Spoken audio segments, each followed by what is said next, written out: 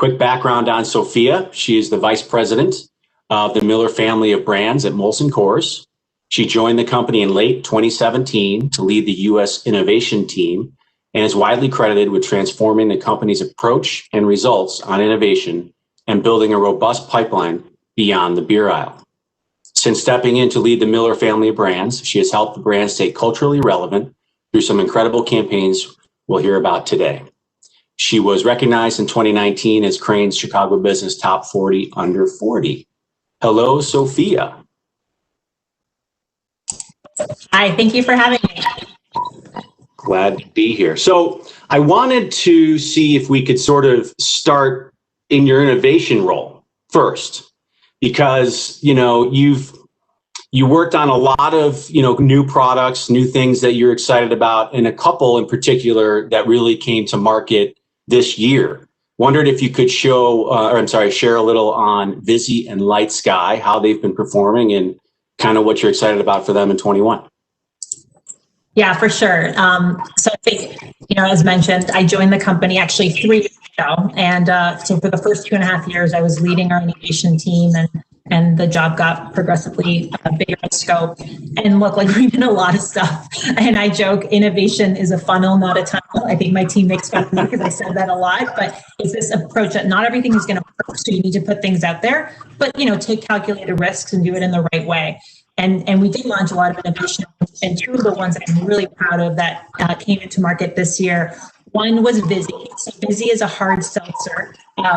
When we launched it, we already had an existing hard seltzer, so we knew that we needed to, in the market already had White Claw, had Truly, so we had to come in with something with a point of difference. And that's as an innovation lead, that was something that was really important to me. If something already exists out there, the point of difference has to be meaningful, not just to consumers, but to retailers and distributors. And Vizzy has 20% of your daily requirements of vitamin C. So the first hard seltzer to do that. Gotta feel good while we're drinking, right? Yeah, legally I can't say it, but you can. But anyway, it was a bold approach, and even just the way we introduced it, bright orange packaging, the voice, the tone, everything was really different. But of course, we launched it right at the beginning of the pandemic, and so it was hard to tell how new innovation was going to work.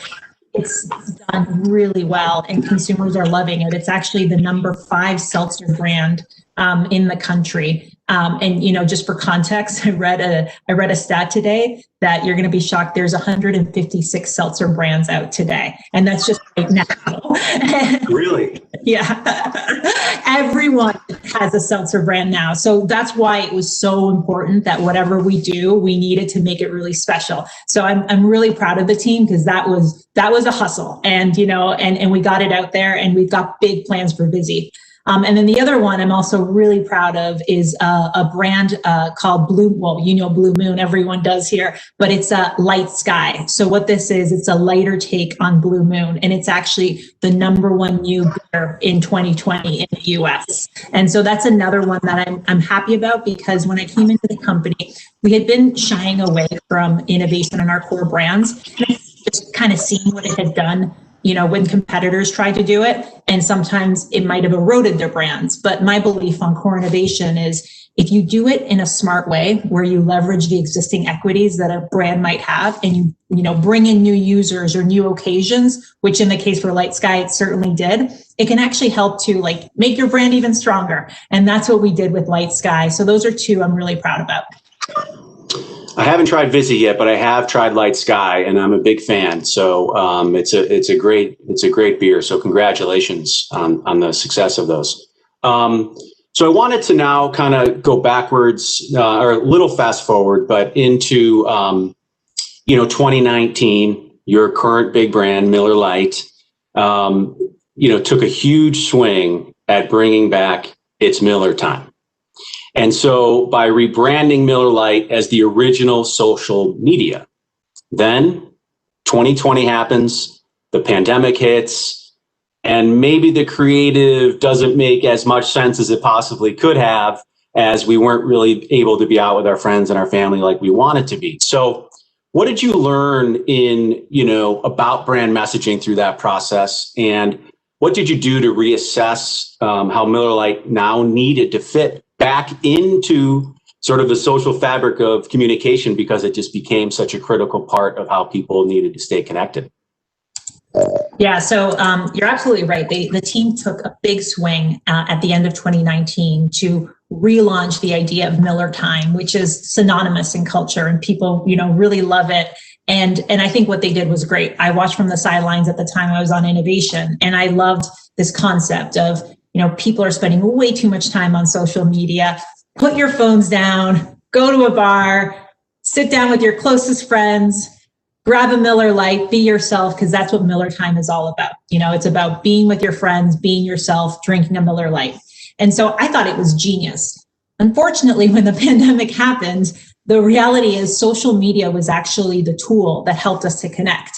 And all of a sudden, going to bars wasn't really necessarily such an option for us. So I think, I joined the team in July. And at that point, there was even still conversations like, do we walk away from this? Like, for the future, we obviously can't do it now. And one of the things that I did learn was, like, you need to be bold and decisive and just, make decisions. And we said, no, like, it doesn't feel right for the time. And we don't know how long this pandemic is going to last. So let's just, make the call and stop this campaign. But at the same time, there is also the reality that just because, we weren't going to be talking about the original social media, Miller Time can still happen. So even during the pandemic, you can still be with your close friends over Zoom, being yourself, because, by the way, in the pandemic, I think people are more and more themselves than ever. Most women aren't putting on makeup and people are wearing sweatpants, and you could be drinking a Miller Lite. So really, it was about reframing what Miller Time actually is. So it's less about a physical state, but more of a, mental state of being.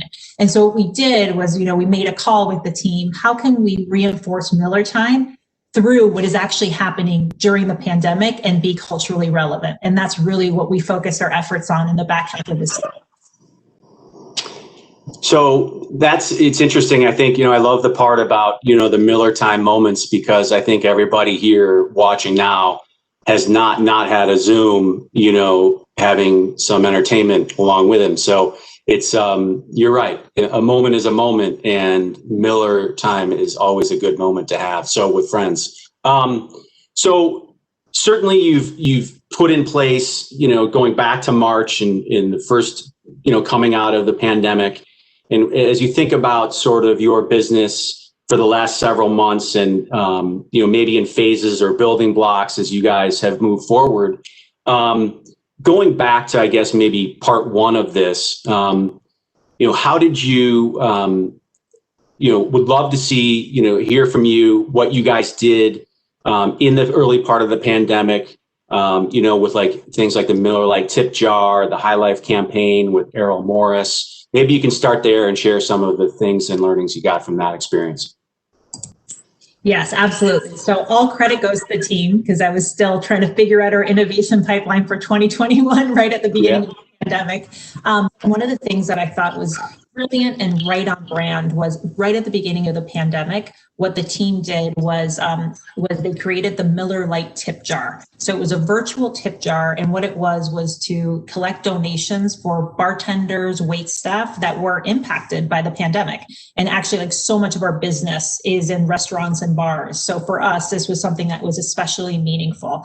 And what I thought, we ended up donating $1 million, on top of all the donations. But what was really amazing was that this team, and led by Alan Bremerkamp, if he's watching, shout out to you, they executed this within 48 hours. So it was a hustle. And we talk a lot about, and we'll talk later about fast, messy, awesome, and having grit and going for it. And I think this team really did, and had a really nice, meaningful impact to, some really important people for our brand. So we were happy about that.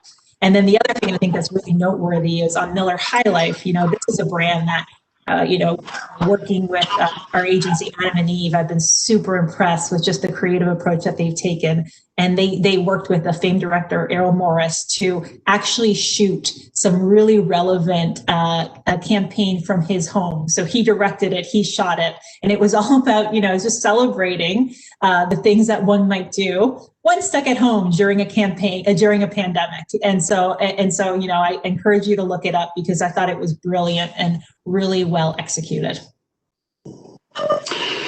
That's awesome. And so, as we moved out of March, April, and we got into some of the warmer temps and people started getting back out of their homes a little bit and being outside again, I thought you guys did a couple of really cool programs this summer, particularly the integration with hotels.com. Do you mind sharing that a bit? Yeah. And so this was one, I think I had just joined the team. And like I mentioned to you, we were starting to say, okay, you know what? Let's make Miller Time work during this pandemic, and let's figure out smart ways to do it. And this idea, and we're calling it the Miller Timeshare, actually came from one of our associates, Stephanie Clamfield.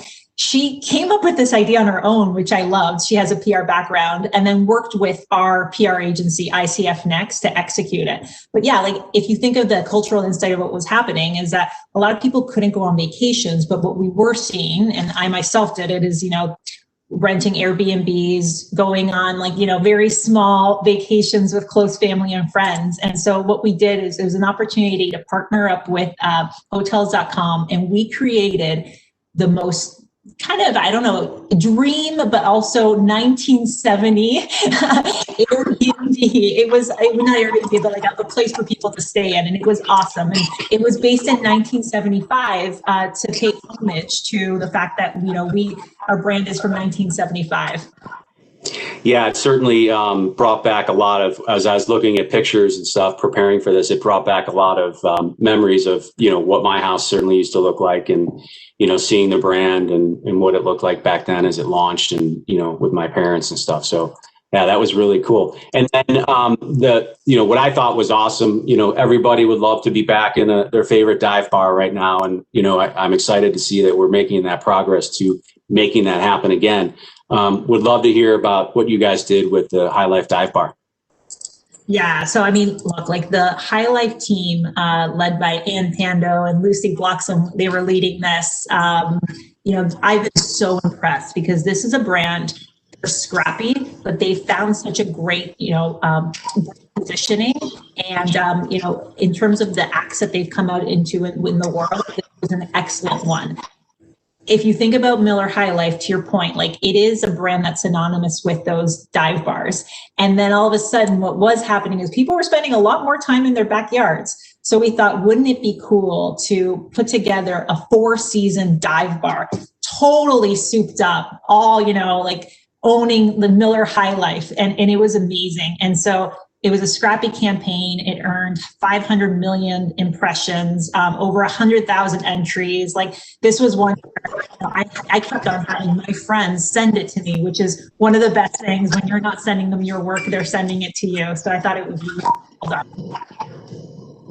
I wish I would have won one of those. That would have been a lot of fun. I put it to good use. So we're now moving into the fall.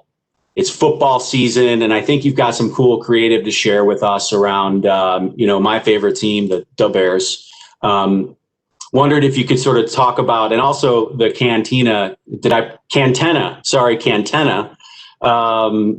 Forgive my slip of the tongue. Pretty obvious on why you would do that, but Cantenna.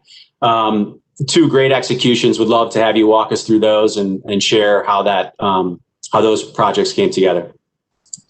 Great. And you're not the first person, by the way, to say Cantenna. So, when you make up a word like Cantenna, you're bound to get some mispronunciation. So it's completely fine. So look, where the Cantenna came from this wasn't our first, by the way, this wasn't our first, venture into cannovation. The team had led a very successful Cantroller last year.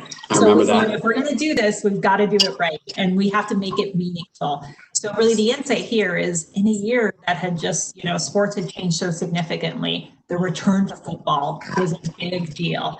But the reality is, with so many people stuck at home and, not everyone having cable to watch sports, we wanted to talk about this. And so what we actually developed was Cantenna. So it's a literal can of beer with a digital antenna. so you can watch the game and celebrate Miller time safely at home. So I think we're going to take a look at the video.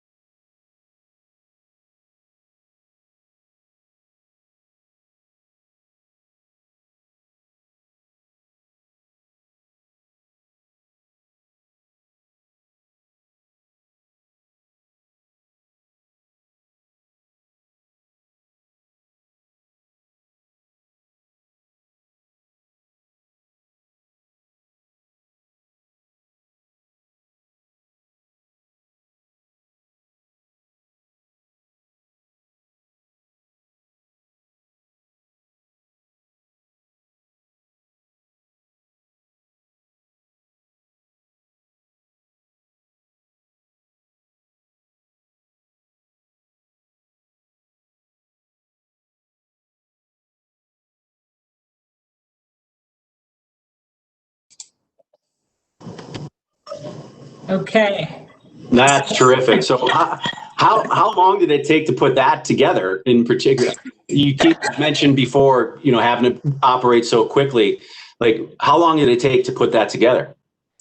I think, let's see, I came on the team around July and I heard about the idea. Now we had the idea of the Cantenna, beforehand. And so we had already been working on actually developing the physical Cantennas, but this is one where we worked with our agency partners, DDB, who are fantastic partners, and always coming to the table with creative ideas. And we want to buy those risky ideas. And, we said, if we're going to do this, we have to do it right. And so what I loved and what I thought was brilliant about this was, instead of just launching the Cantenna and telling people, we had it, I thought what I loved was kind of like the ninja move, where we developed what essentially was a fake football parody. So that, that song that you hear at the beginning of Sunday night. Yeah, it's the Sunday night.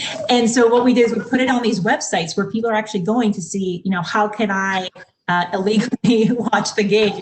Well, yeah, that's the build out of that infrastructure is just tremendous. I mean, yeah, they were served up that ad, and it was a little bit of kind of like a WTF moment, and we let it play out, and and we kind of, I don't want to say people, but we had fun, and consumers definitely appreciated it. And yeah, and when we were developing like that video, like I remember at the time I had just started working with DDB, and they said, trust me, trust us. And now I definitely trust them. I think that their humor, they get it right. And I just loved it. That's awesome. So we all know, the importance of your local markets and your distributor partnerships and the things that you work on and your local activations. And the Bears is a great example of that. Would love to hear about your activation with the Bears and the impact you saw in our great city of Chicago. Yes, I'm so excited. This was one actually that as we were working through Cantenna and I was intimately involved with that, all of a sudden my team, so Courtney Dugan, who's one of the directors on my team, just said, hey, we've got this opportunity to do something really cool with our football alliances. And what was awesome about this is actually we have an in-house agency called Volt. And we actually worked on this creative with them. So this was the first time that we had a TV spot air with Volt. And I think they did a terrific job. And what was really cool was we essentially created a construct where we were able to take existing assets, so do it really quickly, and then overlay it with the Bear Down song, which is obviously, a really important asset for Bears fans. And what's cool about this construct is that we can actually repeat it and use it with different football alliances. So I'll stop talking so you guys can watch it.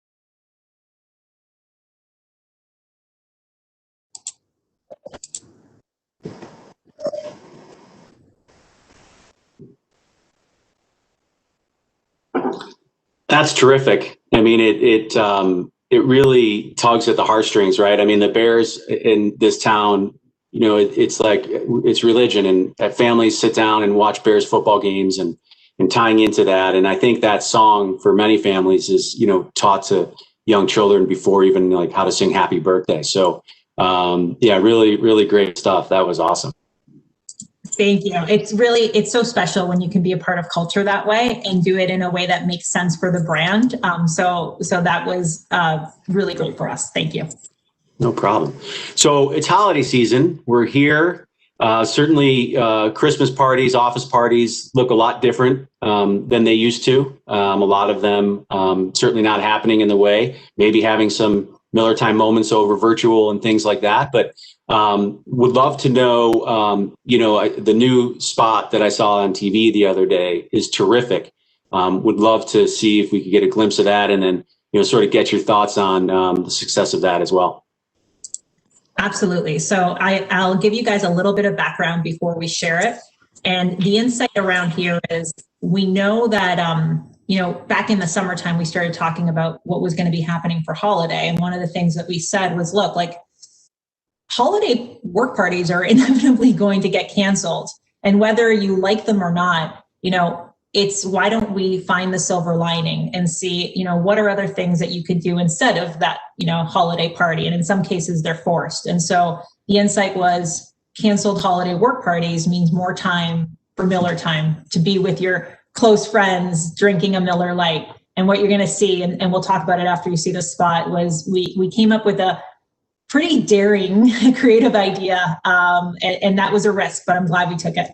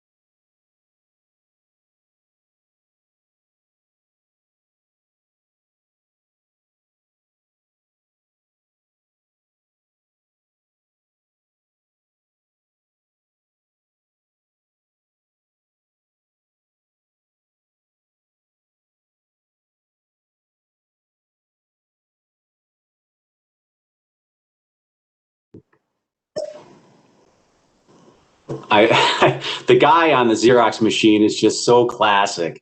And then, and then just like that stoic nature of everyone, like, it just makes you think about, oh no, he just didn't ask me that question, right? Like that moment. And it's just so good. Thank you. It's funny you mentioned the guy on the photocopy machine, only because we call him the photocopy butt guy. And that was like something that I don't know why, maybe I have sophomoric, teenage boy. I really loved it. So I fought really hard to get that in.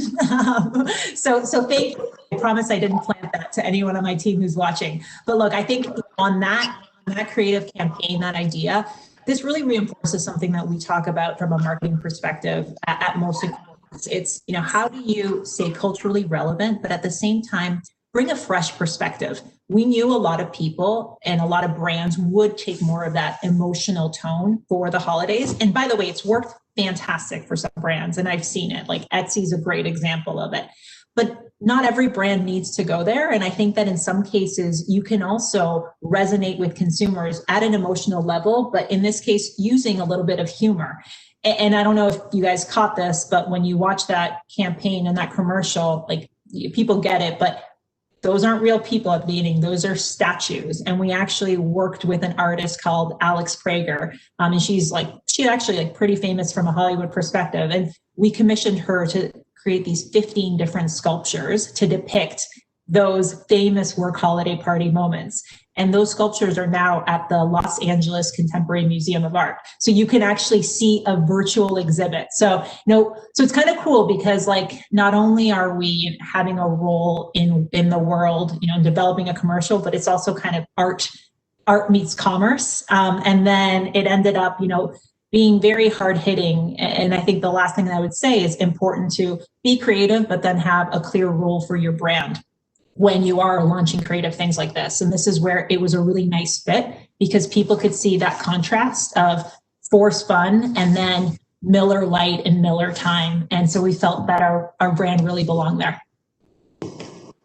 Yeah, it's terrific, and congratulations. They fooled me. I mean, they looked like hook, line, and sinker. So I'd love to see what they look like out in Los Angeles. So it's the great creative success you guys had this year, and moving through the pandemic in a fun, responsible way, and pivoting. There's that word, right?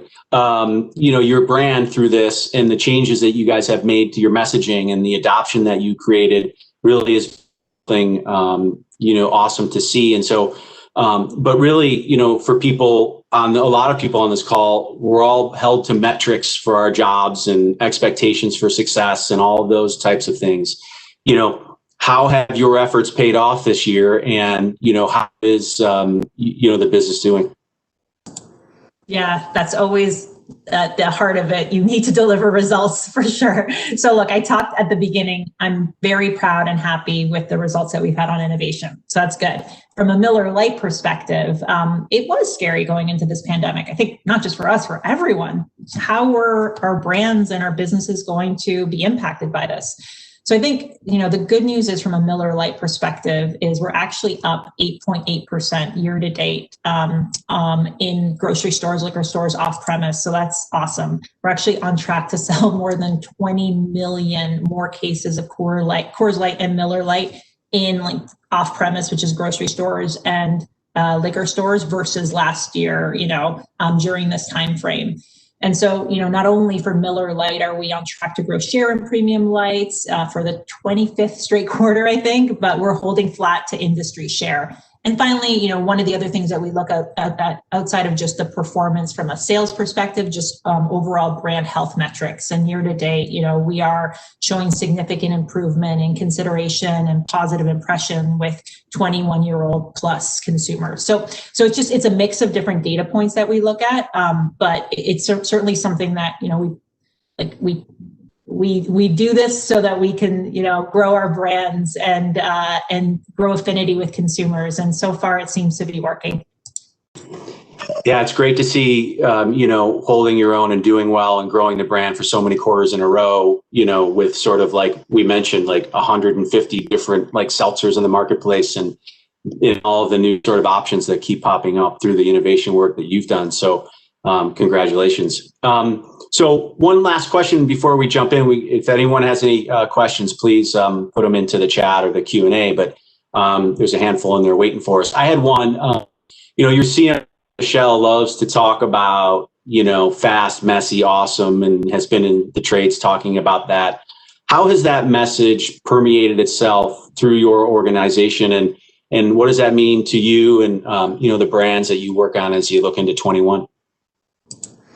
Yeah. So one of the things that we had adopted as a marketing team, even back in 2019, was this mindset of fast, messy, awesome. And it's sticky. So it's caught on, but it's this idea that things aren't perfect. And it's kind of taking that word pivot that we're all using so much and really embracing it. So look, personally, I think that this was something that I had learned in my career a long time ago, because I felt like I was always, in that mindset. So I was all in, and I think our marketing team got really strong last year, and it showed through the work that we did. So it was a muscle that we built so that when the pandemic came, we were already in that mindset. So we've actually, we've talked about it as a marketing leadership team and said, thank God we had that fast, messy, awesome mindset.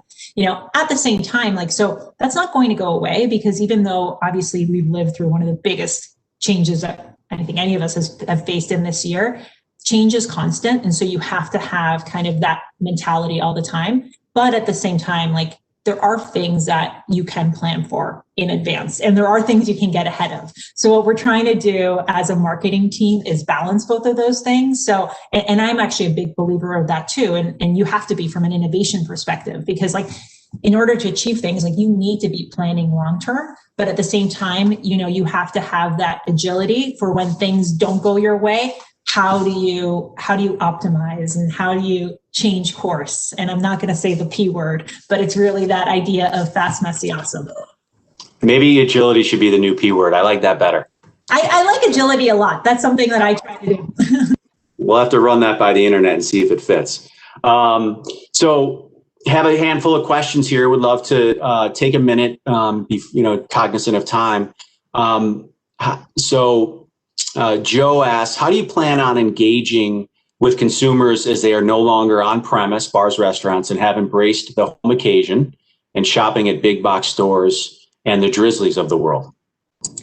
Yes, so it's a great question. I think that luckily consumers are able to get out to box stores or to grocery stores and liquor stores. And so from a marketing perspective, that, in-store execution and anything you can do from the point of purchase has been so important to us. So, we've been working even closer with our sales teams, with our shopper teams. And even if you just think about packaging, that's something that has always been really important to me, but that's actually the first thing consumers really interact with your brand when they're in the store. So making sure it's working as hard for us as possible. I think a great example that my team led this year was our holiday packaging. You can take a look at it. It should be on our website.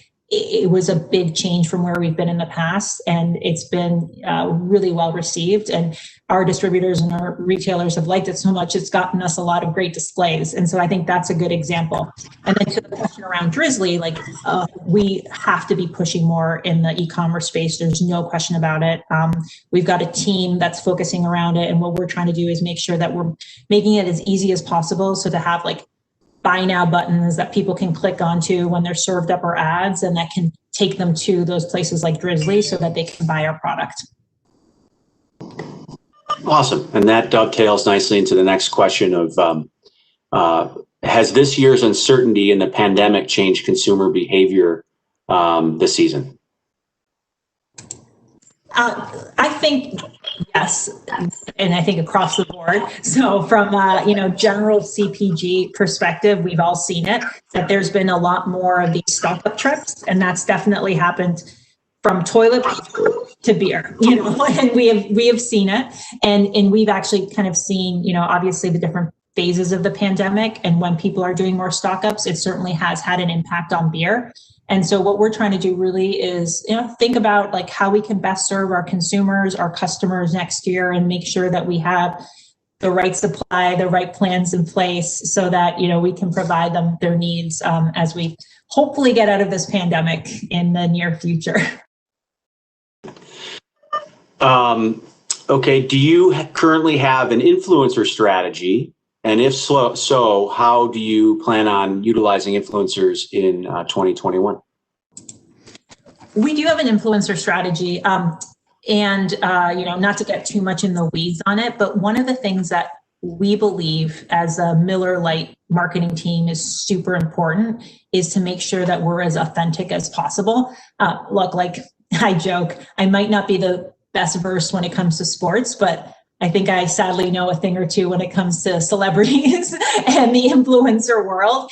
And while it's really important, I think that, and this isn't going to be news to anyone who's listening to this, consumers are starting to become more savvy about influencers and, who you partner with. So the most important thing for us is that, when you think about our Miller Lite purpose, it's to champion come as you are connections, and it's being authentic and letting go of the pretense and the bullshit. And so anyone we partner with has to really live those values as well.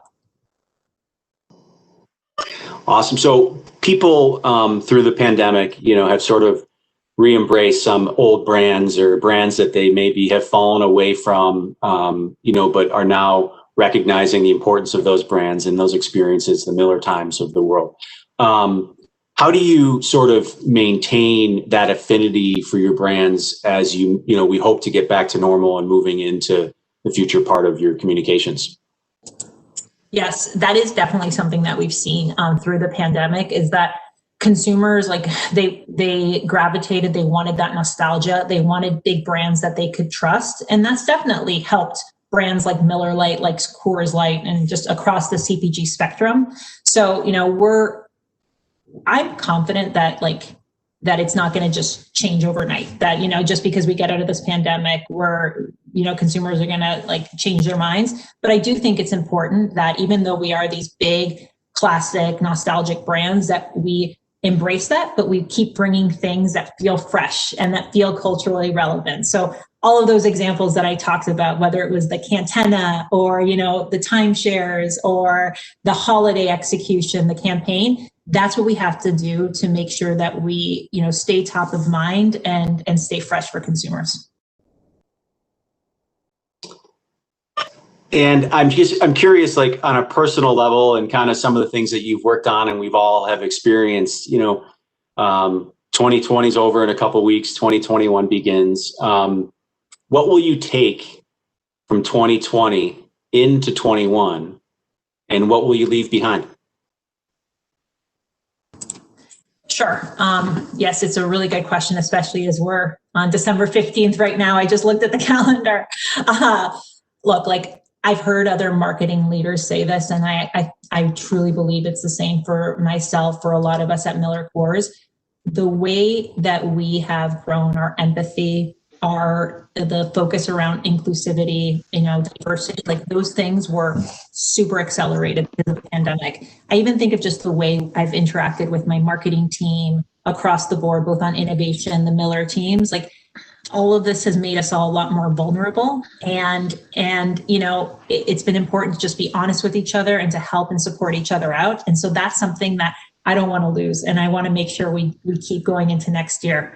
I think joking, but not really, certain good habits have come out of this. So we've all been at home more. And in some cases, like I got a Peloton. So I am the cliche of the person that got the Peloton. And it's made a huge difference in my life. Like it really, on days when I've been feeling down, it's like made me feel better. And so I can't lose that just for my own mental sanity. And then going into next year, what I hope to lose, going back to virtual happy hours, those are fine. They've served their purpose, but I can't wait until it's safe again to go back to the Miller Coors pub and have a beer with my friends and colleagues. I love that pub. I've had a few Miller Lites in that pub. It's a great spot to hang out for a bit. And I think I would only echo those sentiments. I mean, I think, in some strange way, I've gotten to know my colleagues better than ever, all over Zoom. And the vulnerability really is an interesting bit. And so, but, thank you very much for the time today, Sofia. It was great to be with you. It was great to be with you too. I appreciate it. Thank you. Great, guys. Thank you so much. That was really a very entertaining conversation. Great job, Tom, for some really insightful questions. And Sofia, I just love your energy. By the way, that jacket, okay, is that like a limited edition? Because Tom and I take a medium. I'm just saying, if you feel that you would like to, get rid of a couple of them. The other thing I wanted to say was all of the campaigns you shared, had one kind of very cool sentiment across all of it, which was the ability to relate to it. Yes, during COVID, but actually even without COVID. That's, I think, was a really cool part. So it wasn't like you guys didn't go completely out of your way to find something that only makes sense in these sort of crazy 7 months, 8 months that we've had. So well done to your team. And also amazing how you called out specific team members, who contributed to those campaigns. That is so refreshing to see as a leader. So kudos to you. That's amazing. Thank you both for a great conversation. And we'll hope to see you in Toronto soon, Sofia. And, we've had 2 Canadians now, Mark in the first one, Sofia, you, and next we have Sarah, who's kind of a Canadian. Thank you all. Have a great afternoon. Bye.